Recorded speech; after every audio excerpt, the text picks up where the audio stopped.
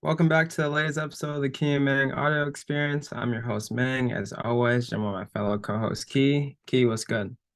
What's up, man? How are you? I'm good. How you living? Living great. What about you? Hey, that's how it should be. I can't complain. Can't complain. Good. Good to hear. Good, yeah. But today's episode, a little different than what we've done in the past. We just did a year in review and a our goals episode for 2023. And we wanted to discuss something that I think a lot of people are starting to think about more and discuss, and that is work-life balance. I think with the economic situation that we're in and how inflation's rising and the cost of things are, continue to go up, people are starting to hustle more to make more money so they can, continue to survive and make ends meet.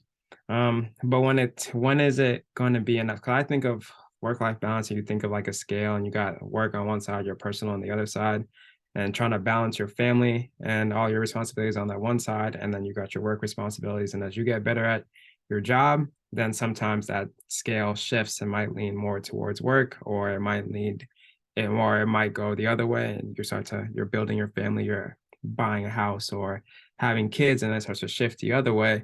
So we were wanting to discuss just work-life balance and um starting to see if it starts to shift more towards that work side.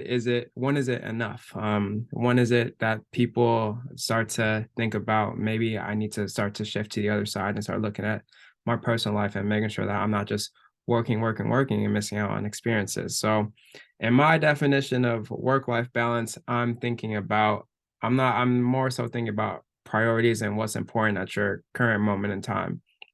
So if let's say I had, um, I was having a newborn baby, and that would be probably on the top of my list priority wise versus work. Whereas I can find work at any time, but not everyone's blessed to have a kid or be able to bring a kid into the world. So that would start to shift my priorities to more on the family personal side versus the work side. So I don't think there's ever really you're ever going to get it completely level on the scale. I think it's just thinking about what is your main priorities at the time and addressing those priorities on the order that they come. Yeah, I agree. I don't think that there's ever balance in anything, like not even just with work. I think that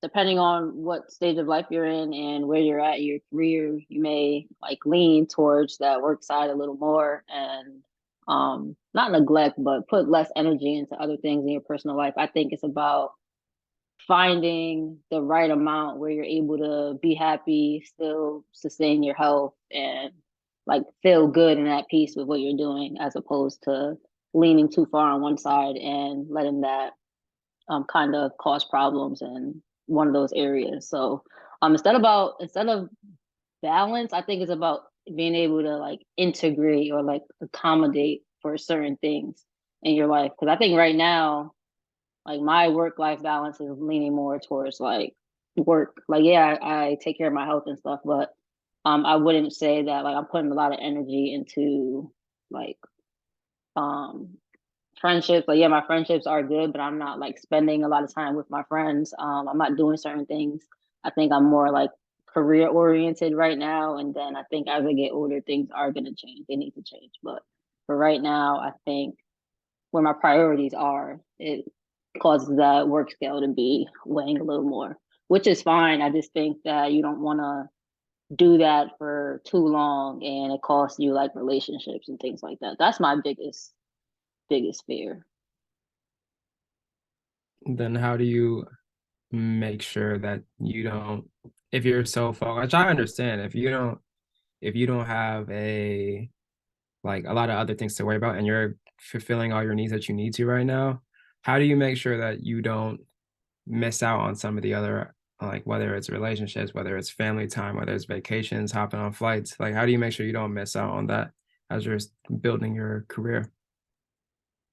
I think that comes down to having people around you that like know you and then you also communicating like what your plan is. I think everybody around me knows like what I'm aiming for so that they're not like taking offense to it or anything like that. And then when it comes to like a relationship, like if a new relationship was to come into my life, I think that you have to set those boundaries. So yeah, my work life balance scale might start tipping to the other side, but I think there has to be, in order for me to be happy, I think I still need to be able to have like a certain level of dedication to like my career and what I want to do. And I think like that just comes down to voicing that to the person you're with.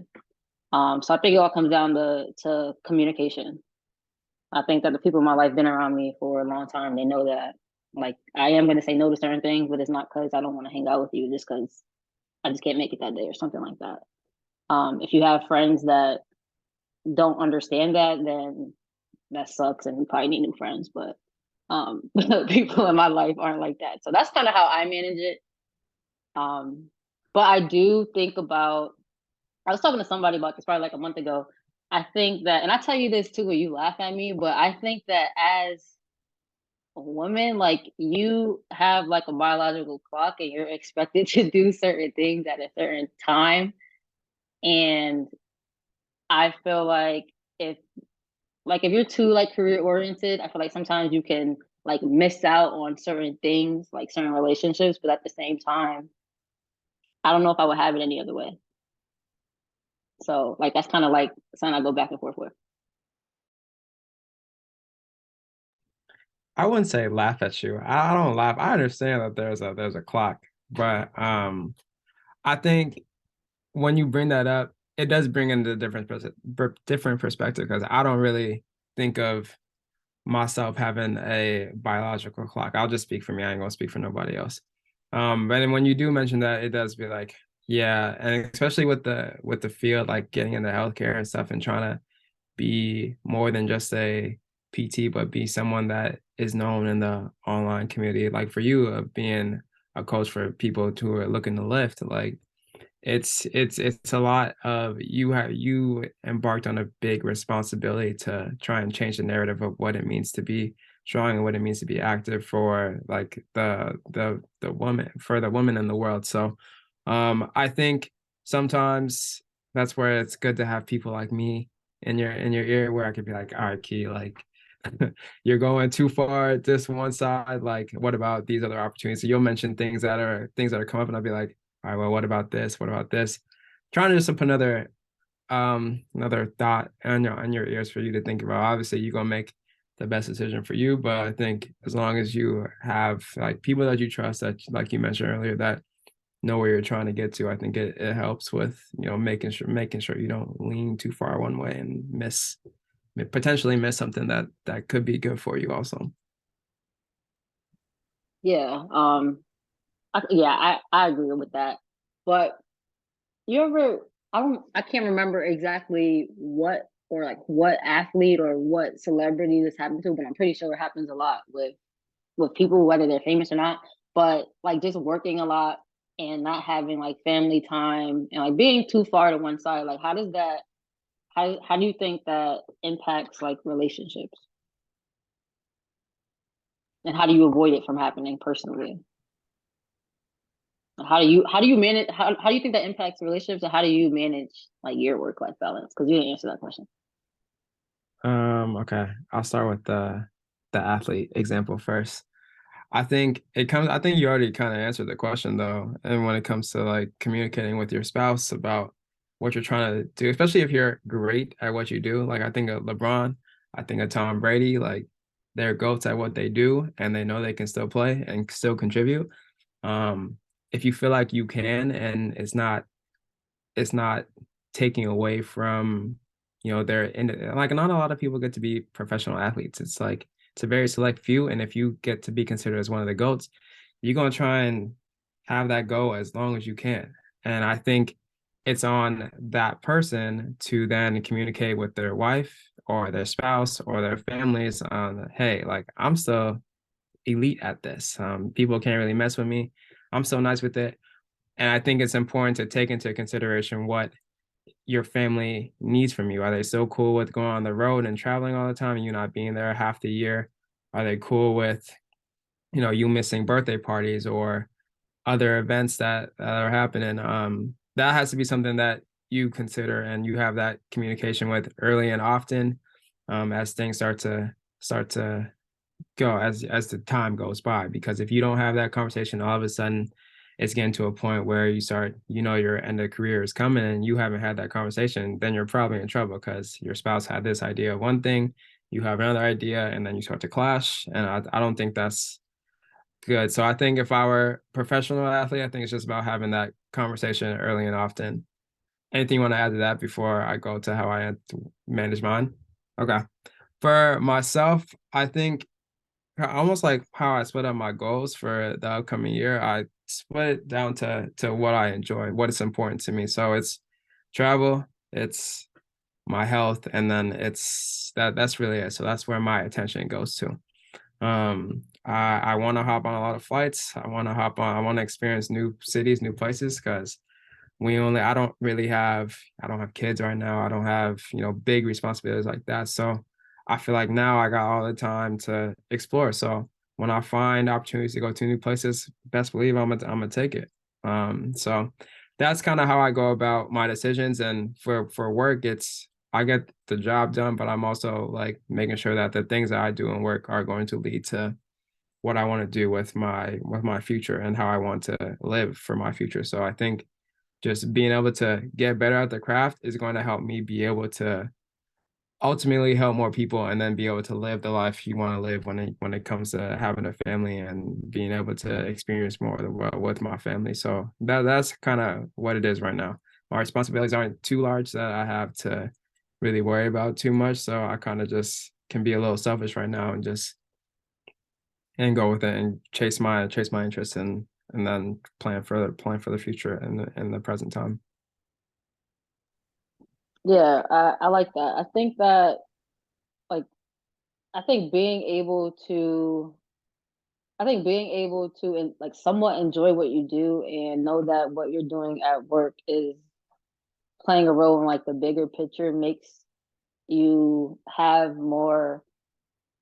of like have more like happy, I guess, like happiness at work, have more of that like work life balance. Like it doesn't really feel like work. So I think that like if you are someone that's striving to have work life balance or like looking for that, like look for something in your job that you're doing that applies like that a better skill outside of your job that you can apply like outside into like the real world or something you're working on so that you don't feel like it's two separate things like oh my work is totally irrelevant from what I'm doing in life. So I think that has helped me enjoy work more and take advantage of the opportunities at work because I know that it is gonna play a role down the line in what I want to do.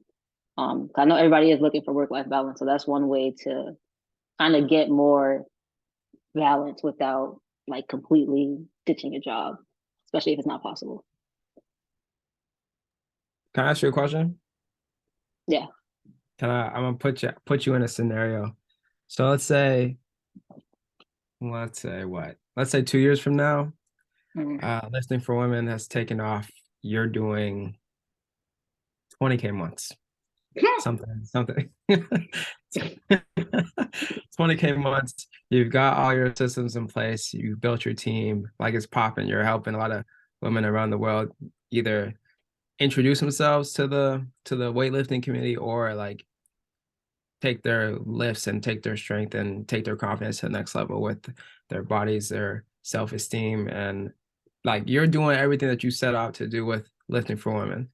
Do you think for you, if you were that successful in that 2 year period, let's say, would it be hard for you to shift and be like if someone were to come into your life and you started to think about building um personal relationship or building a family, do you think it'd be hard for you to flip and like shift some of that from the lifting for women to now having to think about building with another person? I don't think it would be hard to flip because I don't think it would be really a flip. I would definitely look to like leverage my business by like hiring people and like just overseeing like the stuff I'm really needed for so that I have more time for that. So I don't think that it would necessarily be too much of a flip, but I do still want to like be involved.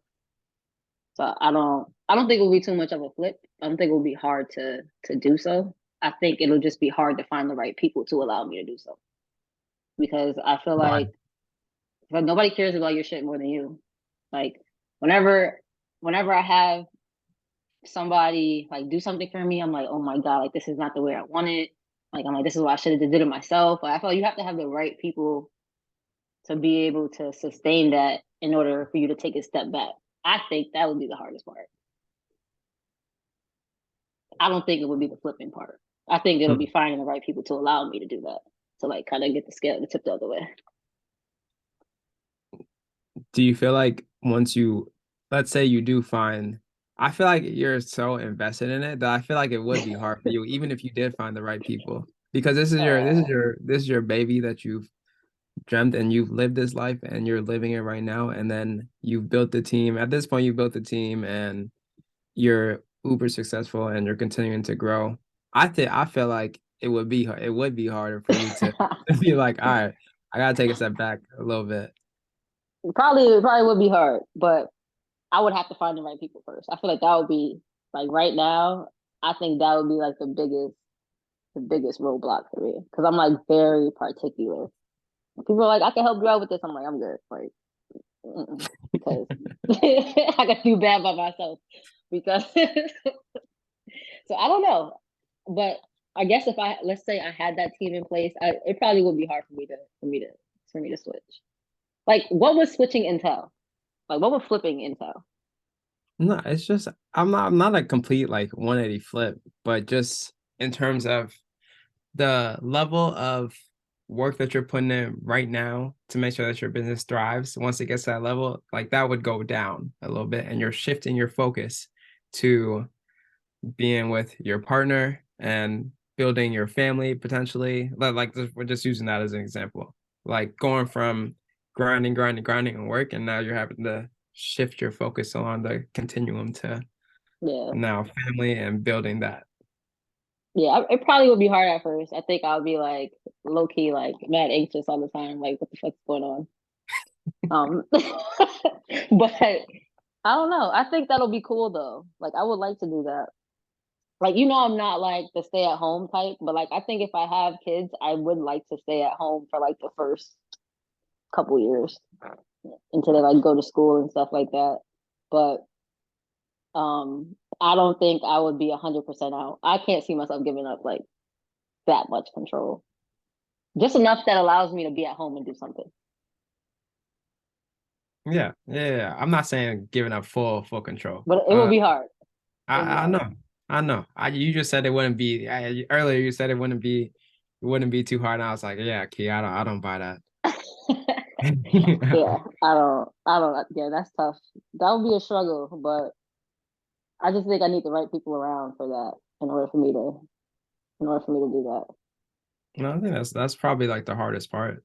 I think it's finding the right people.